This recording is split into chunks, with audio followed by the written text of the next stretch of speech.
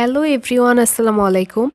আজকে আমি আপনাদের সাথে শেয়ার করব একটি ভাজা পোড়ার আইটেম, সেটা হলো শ্রিম্প বল। যদিও এটার আউটকাম আমি যতটা এক্সপেক্ট করেছিলাম ঠিক সেরকম হয়নি, বাট টেস্ট ভালো ছিল।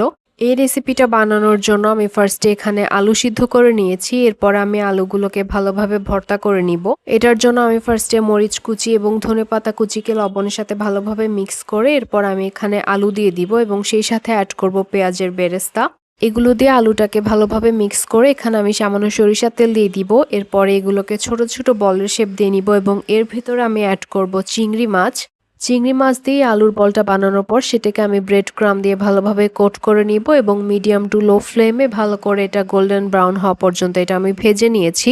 এখানে জাস্ট আলু ভর্তার মধ্যে তেলটা দেওয়ার জন্য আমার আলুটা কিছুটা ছড়িয়ে ছিটিয়ে গিয়েছিল তেলের মধ্যে, যার জন্য এটার আউটকাম আমি যেরকম এক্সপেক্ট করেছিলাম সেরকম হয়নি, বাট এটা খেতে অনেক মজা লাগছিল।